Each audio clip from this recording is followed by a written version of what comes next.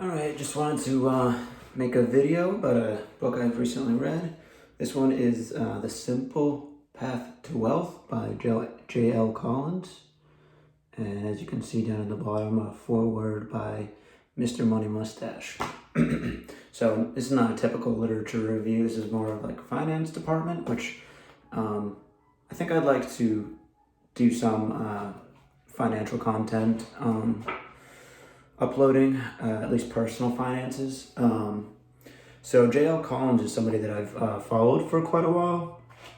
I've listened to hours. I could listen to him talk forever.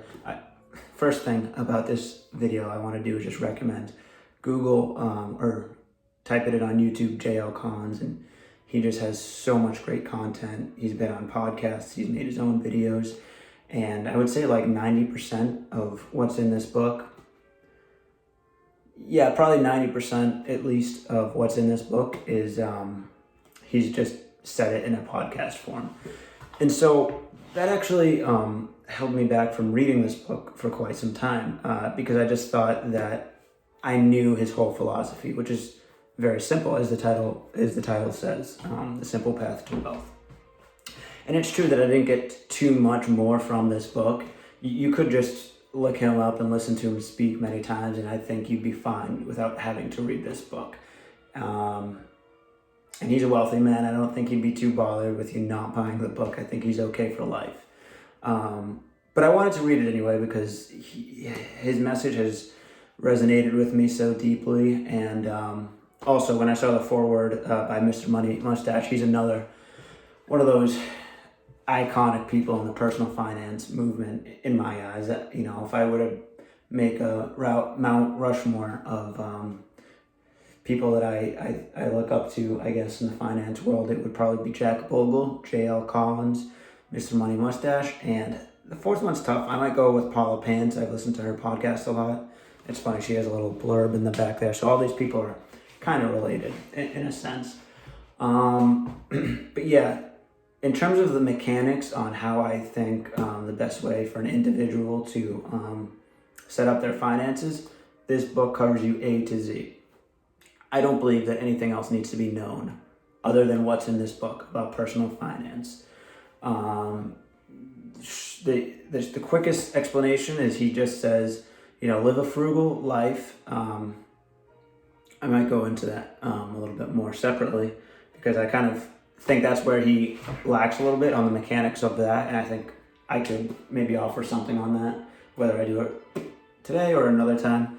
But anyway, live a frugal life, so live below your means, get your savings rate as high as you can, and then basically just invest the surplus in a basic low-cost index fund. He highly recommends VTSAX, which is Vanguard Total Stock Market. But the S&P 500 is fine. I typically go for VOO, which is the Vanguard ETF, S&P 500. VTI is great. So they're all great. So basically, just open a brokerage account and throw as much money as you can in there and then just never sell it. And you might think, what's the point of that if I'm never going to, sell it and reap the benefits? Well, eventually you just want that to grow and your money to earn more money for you. And eventually you're going to have what's called FU money. And I'm sure many of you have heard of the FIRE movement, and financial independence is just like a huge crowning achievement that we should kind of all be trying to get toward because it's just such a huge milestone. And I don't know if there's anything better that money could buy other than freedom. I think it's the top thing that money could buy.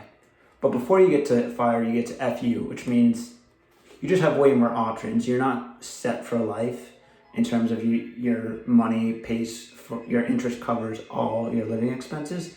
But if you don't want to do something, you don't have to do it. And that actually brings me to, let's see if I can find it. It's a really cool quote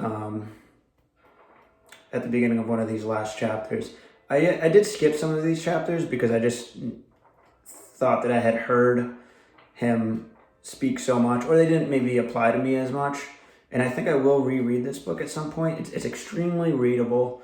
It's pretty short. It's all simple. It's not dry, like I'm sure most finance books are. Gee, let's see if I'm gonna be able to find this quote. Here it is. All right, money frees you from doing things you dislike. Since I dislike doing nearly everything, money is handy. So that's a quote from Groucho Marx. I think he was a filmmaker. Weren't the Marx Brothers like early American filmmakers, I believe? But I like that he threw that quote in there. And honestly, don't we all dislike doing mostly everything, right? There's only so many things that each of us want to do. There's way more things that we would rather not do every single day, right?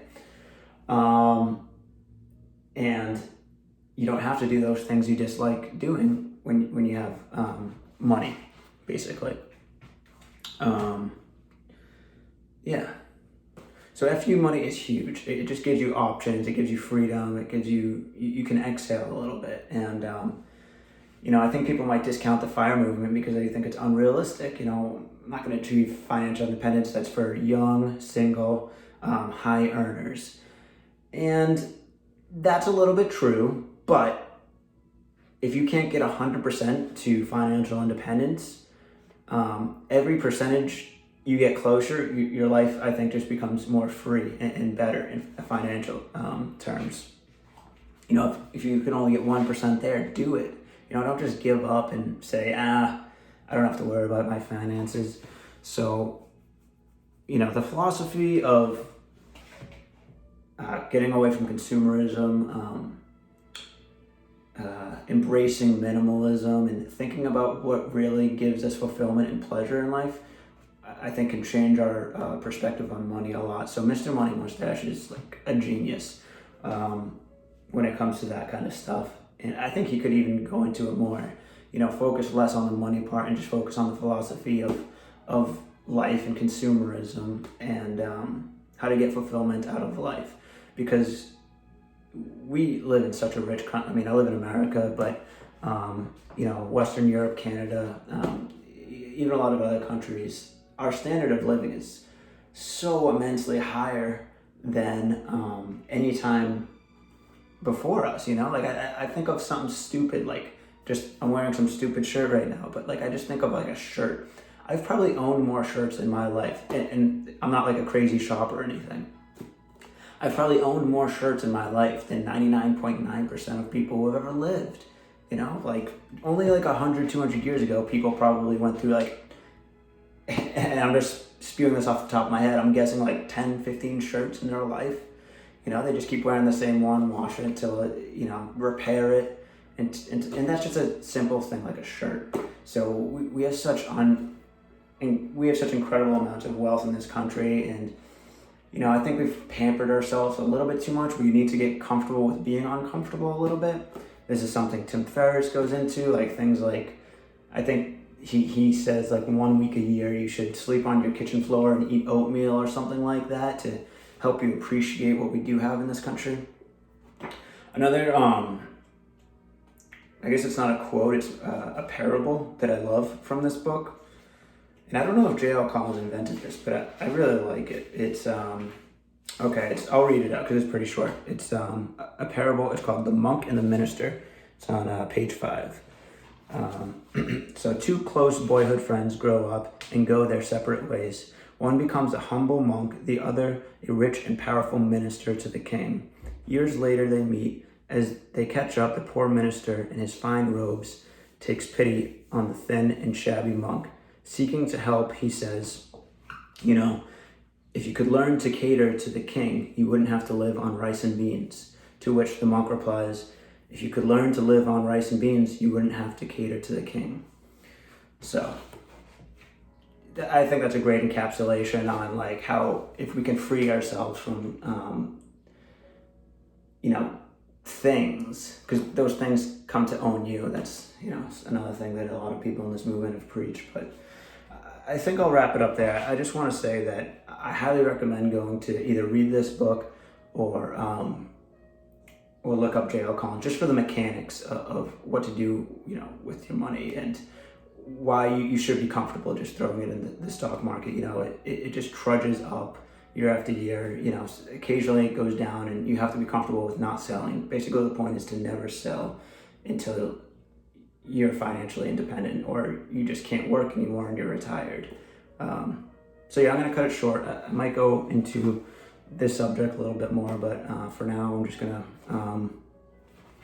call it. So.